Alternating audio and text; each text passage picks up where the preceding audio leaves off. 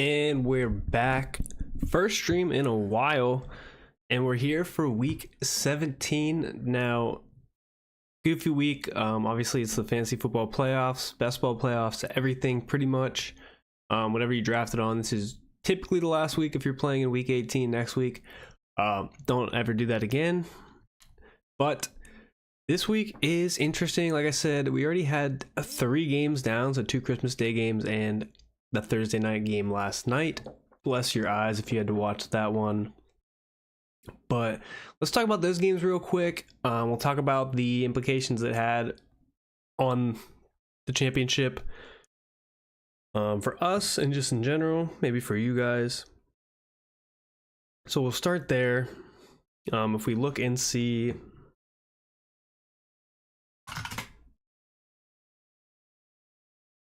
at the scores, so we're just looking. Obviously Chiefs won that game pretty handily on the road at Steelers. Horrible game for me to watch, being a Steelers fan. Mahomes had a great day, so if we're looking at the box score, good fantasy day, 26 points put up. Kareem Hunt did have that touchdown. Doubt many of you were starting him. Kelsey has a big day, and then Worthy has a notable day. So if you had either of them or Mahomes, you were happy about it. Jaylen Warren actually out-touches Najee and did something productive today. Or that day, on Wednesday, on Christmas Day. Which, by the way, happy holidays, Merry Christmas to all out there. Yeah, decent day for the Chiefs players, especially in best ball. If you had or you advanced to Mahomes, Worthy, or Kelsey stack, you're pretty happy about your start. For me, I had Worthy. He put up 18.9, which was, I'll take it. It could have been a lot more for this Chiefs offense if they actually had to try. But the Steelers were just down and out most of this game. Pat Freiermuth gets you something for your tight end spot, especially in best ball, which is probably where you would get anything from this. But 9.5 half PPR points isn't too bad. I doubt many Jaylen Warren teams made it, but if you did, he did get you a decent score to start. Right, 7.1, 11.2. What's he get you? 11.2, 2.5. 13.7 isn't like the worst start you could have. You did get a touchdown call back. I'll show you our team. We made the Fast Puppy Finals. We'll show the payout structure and everything. And then the second game was big for us too. Would have liked the Houston Texans to actually do anything to make the Ravens play football longer. But Lamar, absolute star-studded day. Didn't have to do anything really in terms of yardage through the air, but still gets 2 touchdowns. Has a big, long 48-yard touchdown run, which was huge. Throws up over 29 fantasy points for you in a game where he played, 3/4 of it, and really didn't even have to play the third too much. Derrick Henry crushes, puts up like 24 damn near points. 27 carries, 147 yards, a touchdown, and then got some receiving work with no Justice Hill. Mark Andrews does get home with a touchdown. Otherwise, pretty useless day for him. But for best ball, you'll take that. That's a good start. That's 12.8, 13.8 points for you. Solid for a tight end slot. And then on the Texans side, not even notable. The biggest players that probably advanced, Nico. Maybe you had a Stroud team, but Joe Mixon and Nico, some of the top guys all year, do absolutely nothing. They bust for you. It's really bad. It doesn't look good at all. That offense is putrid.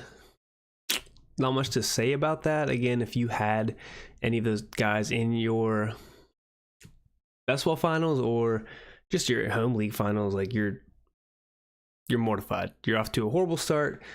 Not looking good for you. Now, I had Henry, Lamar, and Worthy to start. So that was super tight. really happy about my start. I did have Bateman too. He didn't do anything. Again, if the game script was, better, maybe he does get home with something, but there's just zero passing volume. And then the game last night, once again, ugly game. If you advanced any of these guys, or you're in the championship starting any of these guys, you are pissed. Caleb Williams does nothing. Not that you're starting him in your home leagues, but if you advanced him in best ball, nothing. Geno Smith, nothing. Zach Charbonnet doesn't get into the end zone. There were no touchdowns scored last night. JSN, absolutely smashing the last 8 weeks, does nothing. Gets you 4.7 half PPR points. No offense, the leading receiver on this team. Probably the first time all year that's happened. DK Metcalf does nothing. Which, it was frustrating last night because Zach Charbonnet in this run game with Kenny McIntosh even, they were crushing it, and for some reason they just kept opting to try to throw, and they would just kill drives by going 3 and out that way. Not sure why they didn't just continue to utilize Charbonnet and McIntosh. But what do I know, right? Swift, probably the best day in this game, just because he had 4 catches for 28 yards. That's 4.8. He had 10.1 half PPR points for you, so not the worst day. DJ Moore gets you 8.4, 9.2. Keenan Allen does nothing. Rome Odunze does nothing. So overall, if you have any of these guys in your best ball finals, especially, which is where you'd be starting most of these, or just having most of these players, doubt you're starting any of these in normal championships, because these guys probably wouldn't have gotten you there besides JSN. But yeah, you're pretty upset about your start if you have any of these guys. Very select few. And then we have a 3-game slate tomorrow, weather pending on some of those games. But let's go ahead and take a look at our team here.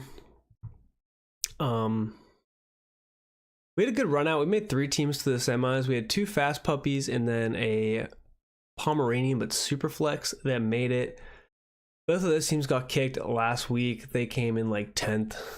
They came in damn near last place for both of them. A lot of injury-ridden teams on there. But the one that I was most excited about, and one that we raved about all year long on this channel during our recap series every Monday, Tuesday that we were doing, was this fast puppy one that we have right now, which is currently in 7th place. Now, don't look too much into this because obviously there's a lot of teams that have players that haven't played, so on and so on. A lot of these teams up top have multiple guys that have already played, and it doesn't look good for them. It's like if you're looking at this guy, he had Mahomes, Swift, Henry, JSN, and Kelsey already playing.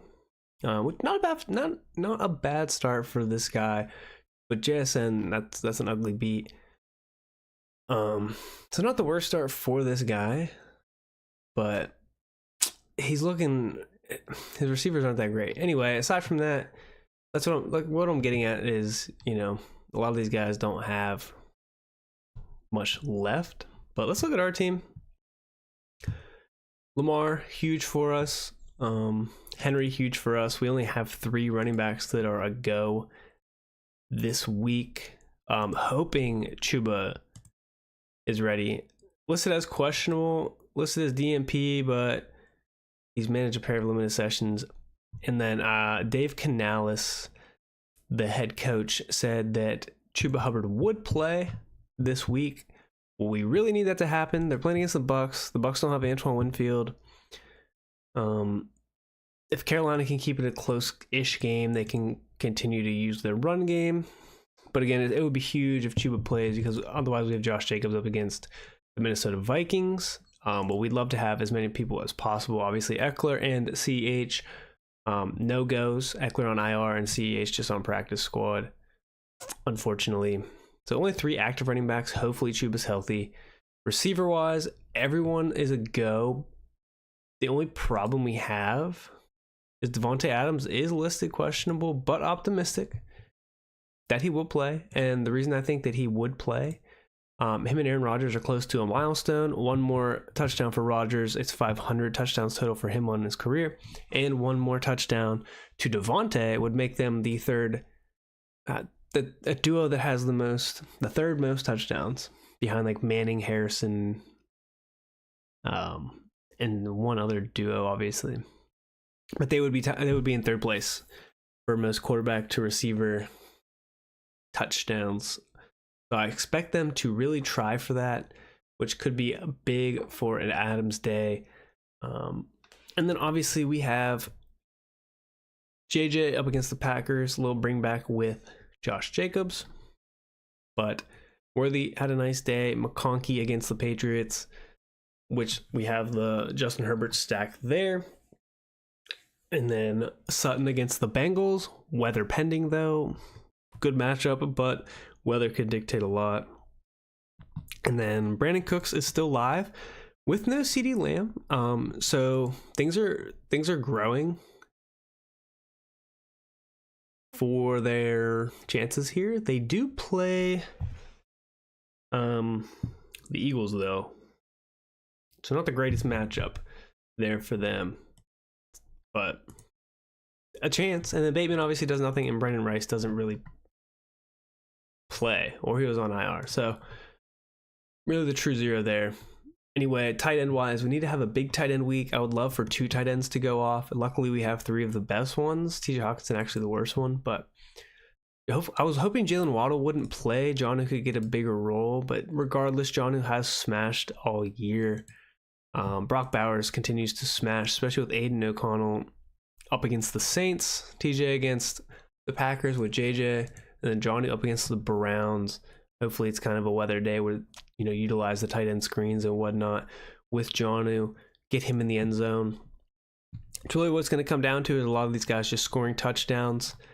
Now, unfortunately, I have seen a lot of teams with this Jefferson Adams stacks. Like this guy had it, Jefferson Adams. He also has Bowers. And he has Brandon Cooks and Bateman. And Chuba and Lamar. So very similar teams for some of these. This guy had Lamar and Henry, just like us. Not the same tight ends though, but he does have the Jefferson Adams stack. Keenan didn't serve him well though. Really need a big game from Sutton or McConkey is what would, or both of them. Where I don't think a lot of teams have those two paired together. Another one with Adams, Worthy, Sutton. Again, just trying to get as many guys to go off as we can.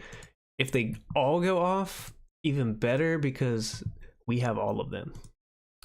So, really interesting to see. Yesterday, before the game happened, I was in second looking at this winning 100K. That does a thing to a man, right? Like it's crazy to look at that. But it should be fun. It's going to be an absolute sweat. My team doesn't have anyone playing on the Sunday night game or the Monday night game.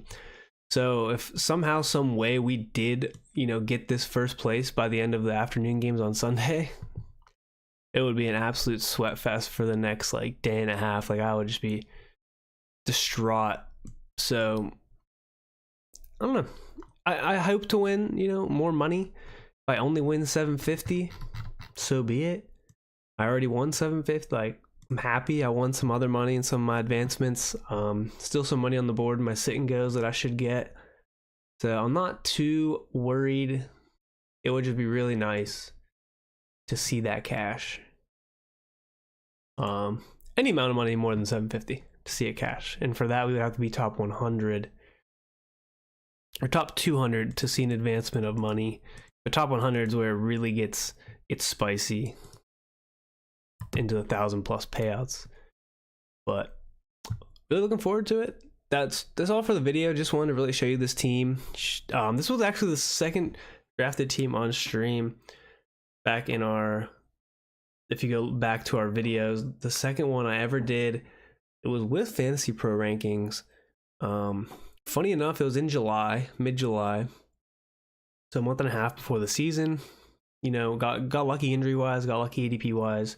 But then if you're thinking about what am I gonna say? Oh, not thinking about it, but this video, I forgot to switch to the right screen. So when I was talking, most of the draft was just me talking to nothing. So there was no screen on, unfortunately. But Yeah, if you want, go back and watch the second half of the stream. Did show the draft, so you can kind of watch um, that way. Or if you want to listen to the process without watching anything, you can do that. But this will be big. This will be big for the channel. This will be big for us, just in general, to bring so much more content. If we can actually win one of these or just get close. Appreciate you guys for tuning in though.